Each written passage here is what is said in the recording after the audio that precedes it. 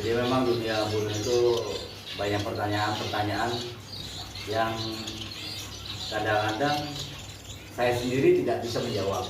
Contohnya begini Om, ada yang mempertanyakan ketika beli dari burung dari saya, Om, ini burung kapan telurnya? Apa sih untuk perkawinan saudara di burung itu wajib nggak sih sebenarnya untuk di kandang itu kita menggunakan lampu?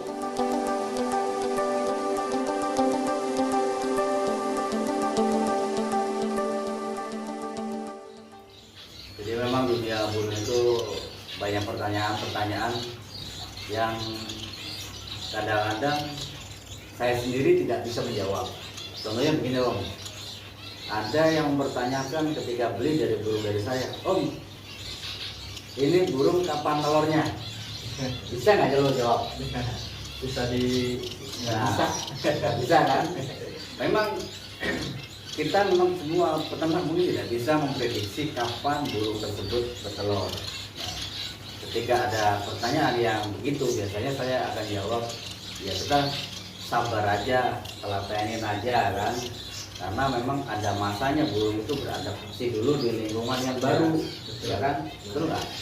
Jadi ketika saya menganggap itu pertanyaan yang wajar karena biasanya orang-orang tersebut itu, wah gua harus ternak, harus telur, harus beranak gitu kan. Itu asumsi orang-orang semua mungkin seperti itu. Tapi sebenarnya saya punya jawaban sendiri yang mungkin tidak bisa diterima sama beberapa orang, tidak bisa diterima. Sebenarnya saya mau menjawab gini Om, kalau saya bisa ngomong sama guru, ya kan, tapi saya akan tanya, lu nomornya kapan? Gitu. Tapi kan kita nggak bisa jawab, ya kan? Nah, itu sebenarnya jok saya itu mau mengasih jawaban seperti itu. Cuman kadang-kadang orang, wah ini bercanda nih, gitu kan? Ya semua ke sana arahnya. Ya tapi memang seperti itu kenyataannya, kita tidak bisa membuat atau menanyakan, lu kapan sih telur? Ya kan? Lu kapan sih netes? Ya kan? Gitu. Ya semua. Kalau kita mau memulai bisnis di dunia burung, ya, yang kita utamakan ya kesabaran, ketelatenan, ya, sama doa aja udah itu. Itu yang saya pegang selama ini. Ya lo sendirilah. Lo nunggu misalkan berapa lama, misalkan, udah lama nih nggak telur. Ada juga yang begitu. Sama juga kan kasusnya semua peternak atau semua pengguna burung akan begitu. Jadi intinya tuh bersabar, banyak doa, dan serahkan pada yang di atas. Itu yang tahu sama teman tuh. Betul. Biasanya ya memang itu juga ada beberapa tuh yang menanyakan, yang khususnya buat yang baru-baru mulai, biasanya dia nggak pernah breeding, tiba-tiba mau belajar breeding dan baru beli, ternyata dia nggak sabaran pengen beli langsung bertelur. Nah itu juga kayaknya sulit dan harus disabarin dulu. Kita harus buat dia nyaman dulu burungnya. Ajaklah burung itu berinteraksi dengan kita, gitu kan. Buat burung senyaman mungkin. Itu salah satu kuncinya juga itu. Burung nyaman, tidak ada gangguan, kita juga nggak kepo. Biasanya kan ada juga yang sering kepo tuh. Nengokin sarang, tiap hari nengokin sarang, itu nggak usah. Kita istilahnya ibaratnya air mengalir aja Om. Kita mau niat untuk breeding, ya kita air mengalir aja, ikutin aja harusnya gitu. Jangan buru-buru hitung-hitungan, apalagi hitung-hitungan. Nah itu dia. Gua punya indukan nih harus sekian, gitu kan. Misalkan 5 pasang, harus telur misalkan udah dikalkulasi itu 5 kali 5 25, ya kan, 25 ekor nih per bulan saya. Itu nggak bisa Mas. Dia nggak bisa cuy, sama yang baru hidup. Semua tidak bisa yang kita prediksi karena burung itu bukan mesin. Nah, karena bukan mesin, kita tidak bisa menghitung omset kita bulan ini berapa atau anakan bulan ini berapa, itu tidak bisa. Semuanya itu butuh butuh waktu dan butuh ya kesabaran kita. Kita mau dikasih rezeki berapapun kita harus terima dong, ya kan? Kita nggak bisa ngitung nih, satu kandang 5 ekor, satu kandang 5 ekor. Ya. Kalau saya itu percaya dong naik gaji berapa kali kalau harus berhitungan begitu. Tapi pada kenyataannya nggak bisa. Itu cuy. Karena makhluk hidup, Nah, bukan itu, burung betul. cetakan pabrik. Jadi teman-teman tuh banyak yang begitu. Kadang-kadang ada juga yang begini. Om, apa namanya? Kira-kira kalau saya ternak burung ini A, B itu laku nggak sih Pak? Ketika saya sudah produksi banyak, jualnya kemana? Dan saya kadang-kadang agak kesal juga, bukan kesal ini enggak. Mereka belum memulai loh, Ya. baru mau memulai, tapi sudah sudah menanyakan mau dijual kemana. Belum mulai aja belum loh cuy, Betul. iya kan? Betul. Belum mulai mau menghitung omset saya sekian, nggak bisa. Dia mau cepat-cepat berharap balik modal. Iya, itu. Di dunia burung nggak ada istilah begitu. Dunia burung itu kalau bisa nih dunia burung itu kita menyenangi dulu si burung tersebut. Jangan kita ujung-ujung udah ngitung gini, nggak bisa. Itu nggak bisa. Dan itu nggak akan ketemu di dunia burung, di dunia breeding. Karena ya pada intinya dunia burung itu ya dunia yang kita happy, harusnya happy gitu kan.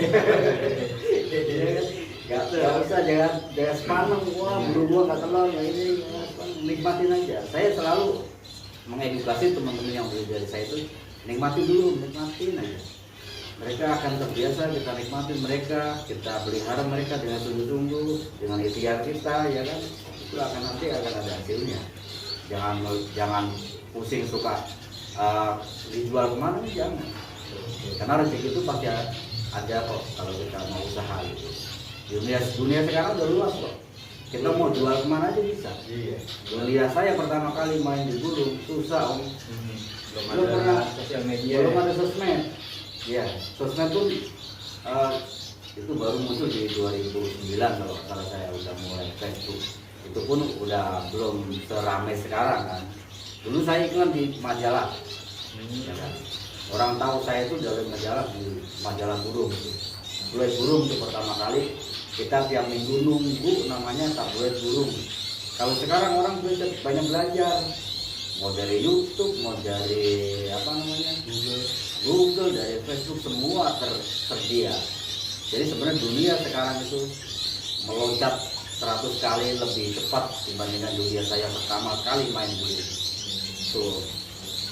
Jadi beruntunglah orang-orang sekarang yang mau memulai, ilmunya sudah ada semua. Dan saya pun nggak akan mau nutup-nutupin apa yang saya bisa, saya kasih ke teman-teman. Betul. Kita lanjut lagi, masih ada pertanyaan om.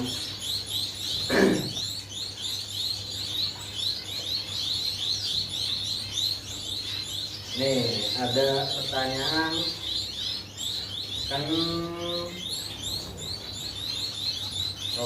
bukan. Yang ini, apakah perkawinan sedara itu bisa menyebabkan anak yang ditetaskan, yang di hasil dari indukan itu, induk bertelur punya anak, nah anaknya itu dikawinkan lagi, Kawin sedara maksudnya. kawin sedara, Ya. apakah itu bisa menimbulkan cacat pada anak? Sebenarnya bisa nggak sih untuk perkawinan sedara di burung itu? Kalau setahu saya dunia apes ya, dunia burung, dunia ayam, apes ya bukan mamalia. Kalau apes, dunia burung itu setahu saya tidak ada namanya kawin sedara itu bermasalah. Kalaupun bermasalah itu pun itu tingkat prosentasenya itu kecil.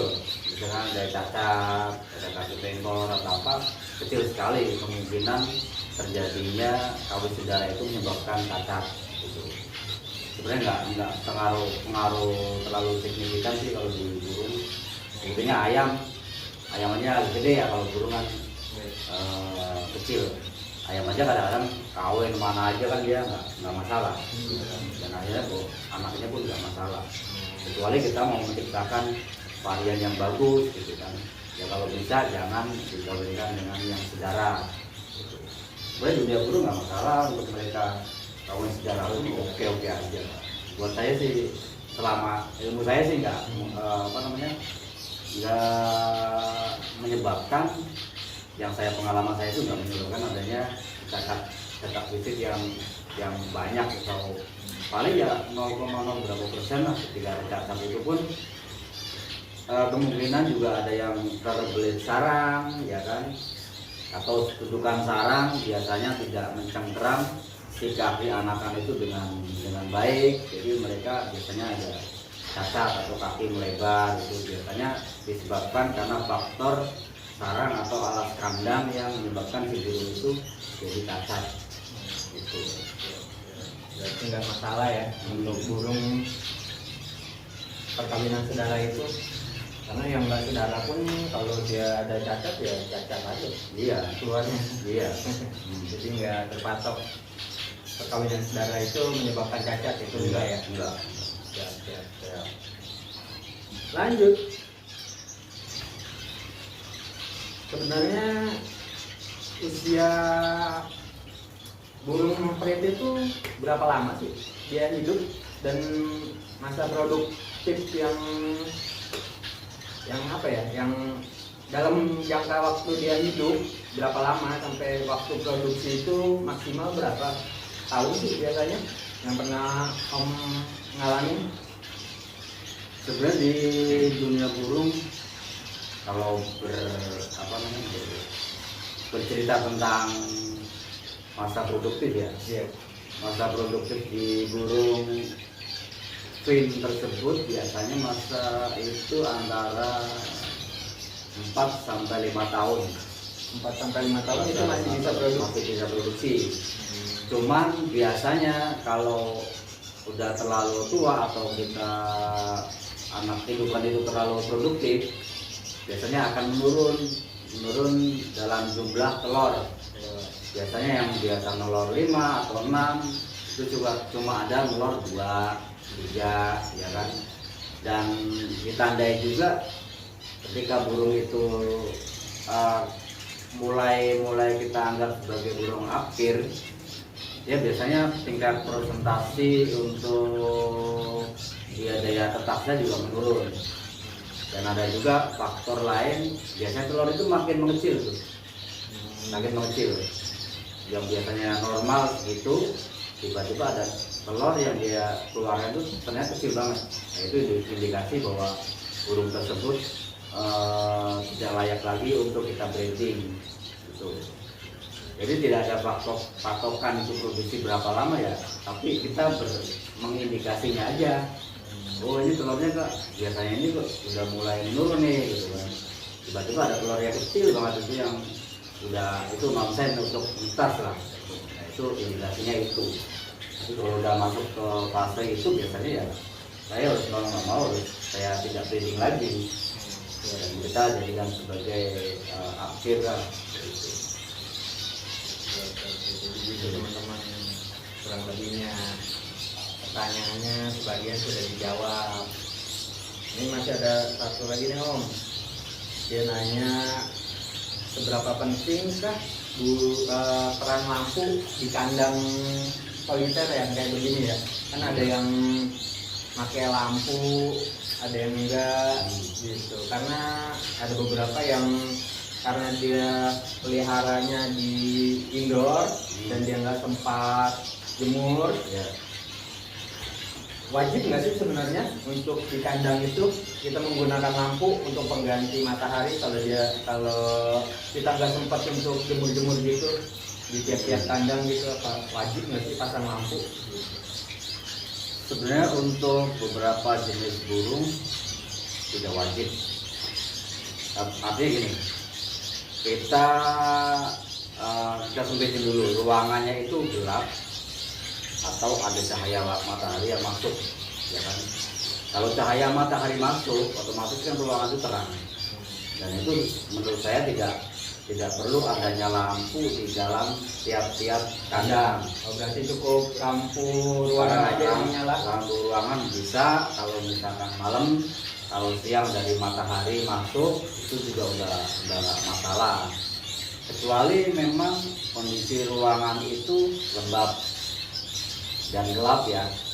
Saya juga pernah dulu di ruangan direktur saya itu ruangannya gelap karena cahaya matahari juga sedikit sekali masuk. Akhirnya saya tambahin tuh LED di setiap kandang, dan itu fungsinya sebenarnya buat penerangan si burung ketika ngelolok atau yang makan malam gitu kan. Kayak kita makan malam aja kan butuh lampu kan. Dan mereka juga kadang-kadang burung tersebut dia makan pas malam itu. Ngelolok pun kadang-kadang malam juga masih ngelolok. Nah, saya coba beberapa kali tes, saya matiin lampu strip, mereka tidak makan. Artinya ya fungsi dari ketika burung itu dalam ruangan yang gelap, mereka butuh cahaya. Walaupun siang malam saya di kandang ternak itu saya non-stop, saya nggak pakai namanya mati lampu, nggak ada. Saya semua lampu nyala. Jadi untuk penerangan ketika si induknya makan atau ngelola anaknya. Jadi kalau memang ruangannya itu apalagi di outdoor, yang memang ada cahaya masuk dengan sirkulasi bagus, itu nggak usah pakai lampu satu-satu, itu nggak usah. Saya pun sendiri pun saya masih pakai hanya lampu ruangan aja, dan itu saya nonstop, saya 24 jam saya nggak pernah matikan. Walaupun malam pun burung tidur ya, tapi saya nyalakan lampu ini, karena di pagi hari di kondisi ruangan saya itu kalau pagi agak gelap, walaupun udah matahari udah keluar, tapi kondisi ruangan saya itu agak gelap. Jadi saya nonstop lampu ada di sini tuh 24 jam. Gitu teman-teman, sebagian pertanyaan sudah disampaikan, kurang lebihnya jawabannya seperti itu. Nah, di sini saya mau nanya, di sini ada untuk sekarang Om Arif itu kandangnya fokusnya di apa sih sebenarnya? Ada jenis-jenis apa aja di imprit untuk sekarang? Kalau imprit itu Jepang, ada zebra, ada siskin, ada gatik. Jadi ya apa yang saya ada ya itu saya tekunin aja. Saya nggak pengen gini punya peternakan ini gitu, enggak. Saya punya ya karena mampunya saya itu, dan saya nggak punya modal besar untuk mengembangkan jenis yang lain, ya ada dia itu ya saya kembangkan, saya telatenin aja gitu. Jadi nggak muluk-muluk lah hidup saya itu, air mengalir aja. Iya. Rezeki ya yang atur, walaupun cuma peternakan pet. Kalau dikasih rezeki ya alhamdulillah, kalau enggak ya kita minta lagi, ya Allah kasih rezeki saya besar. Anak-anak saya ini besok mau makan apa kalau nggak saya dikasih rezeki? Yang diberinya. Iya. Kalau untuk breeding beternak imprit lebih bagus di kandang macam soliter gini, kotak-kotak sendiri, atau di macam kandang besar sih yang model apiari yang diisi beberapa pasang di situ. Kalau apa? Ya, seperti itu. Gimana efektif mana kandang kita beternak di kandang model ini atau di kandang besar yang model apiari gitu? Sebenarnya ada plus minusnya sih ya kalau berbicara masalah kandang. Ketika saya beternak, saya mengukur kapasitas ruangan. Nah, mungkin yang udah pernah kesini tahu lah, burung kandang imprit saya itu kecil-kecil banget, ya kan? Karena saya menghitung kapasitas kandang. Jika saya mau pakai kandang yang gede-gede, paling saya cuma dapat berapa kandang, ya kan? Dan saya coba ternyata di imprit Jepang sendiri dengan kandang yang kecil, itu pun tidak mempengaruhi mereka berproduksi. Jadi nggak perlu kandang besar, nggak perlu kandang ini, buat burung-burung yang kecil pun masih bisa produksi. Jadi kalau misalkan ya kalau memang punya kandang gede apiari, ya saya lebih senang sebenarnya melihara di apiari skala banyak gitu kan. Cuma saya nggak punya lahan, dan itu sebenarnya kalau di kandang apiari banyak kan orang hanya hobi, biasanya hanya hobi ya, dia senang burung terbang gitu kan. Tapi Berbagai kalau macam jenis. ya berbagai macam jenis, ya bersarang di situ, apa di situ. Cuman kelemahannya ketika kita masuk di aviari, biasanya kalau burung peri Jepang itu kan namanya society fin. Ya, society fin itu mereka cuma kumpul-kumpul bareng-bareng tuh, ngopi bareng, ya kan, makan bareng, tidur pun bareng. Ya, mereka yang udah punya pasangan sendiri pun kadang-kadang ada tetangga masuk situ tidur bareng, nggak masalah. Society fin, makanya di society fin atau di peri Jepang, kalau saya sarankan jangan di kandang aviari, kecuali memang ada 3 pasang atau 4 pasang atau tidak lebih dari itu mungkin mereka akan teritorial untuk mempertahankan sarangnya masing-masing. Tapi ketika kita banyak piara di situ, biasanya untuk produksi itu lama dan itu nggak efektif lah di kandang aviari. Kalau di kandang baterai, di kandang soliter itu kalau peri Jepang lebih oke, karena dia kita bisa ngontrol ini pasangan ini seperti ini, pasangan ini seperti ini. Karena tipikal burung masing-masing punya karakter yang berbeda-beda. Itu. Untuk sejauh ini, selama ini yang Om Arif pernah dapat pesanan kirim-kirim burung, biasanya paling jauh kemana sih? Kalau di paling jauh saya pernah ngirim sampai ke Aceh, Banda Aceh. Banda Aceh? Banda Aceh. Oh, itu biasa via apa? Ya udara biasanya, kargo pesawat. Iya. Buat pengiriman itu biasanya menggunakan apa? Kandang kecil atau kardus, kotak atau? Kalau biasanya kalau saya kirim itu pakai keranjang buah, pakai plastik itu, ya jadi lebih aman lah ketika ke injek atau ke bentur sama barang-barang lain, biasanya lebih aman. Kalau pakai kandang, biasanya risikonya agak gede. Kalau untuk perjalanan itu biasanya, berarti kalau pakai keranjang buah untuk perjalanan 1 hari sampai 2 hari aman-aman aja ya? Aman-aman aja. Biasanya di dalam keranjang itu kan kita udah sediain makan minum. Selama persediaan makan dan minum tuh Ya, ada. Ya, kondisi burung aman. Tapi ya biasanya ketika di ekspedisi kita mau masuk ke kereta api atau ke pesawat, belum masuk ke bagian kargo, biasanya saya cek dulu tuh minuman terutama. Jadi minuman selama perjalanan jangan sampai kehabisan di jalan. Itu faktor utamanya itu minuman. Jadi kita lihat seberapa jauh jarak tempuh yang kita kirim. Kalau bisa kita sediakan 2 cepuk minum, Iya. Lebih aman. lebih aman. Kalau lebih banyak burung ya kita harus banyakin juga cepuk minumnya. Iya. Kalau pakan bisa kita tabur di situ juga nggak masalah. Yang utama itu ya air minum. Kalau untuk pengiriman jarak jauh. Siap. Jadi gitu teman-teman, sebagian pertanyaan sudah dijawab dan jawaban itu tidak mengundang.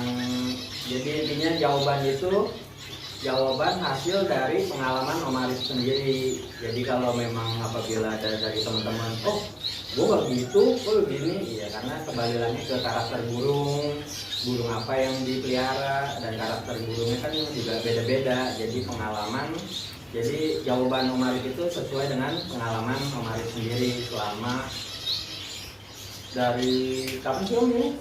1970 ya Mas Sai. Oh, dari pertama kali dia beternak ini, jadi sesuai dengan pengalaman itu, jawaban dia itu sesuai dengan pengalamannya. Jadi kalau emang ada beberapa dari teman-teman yang beda pengalamannya, coba untuk pertanyaan apa, jawabannya apa, coba tolong di komen di kolom komentar.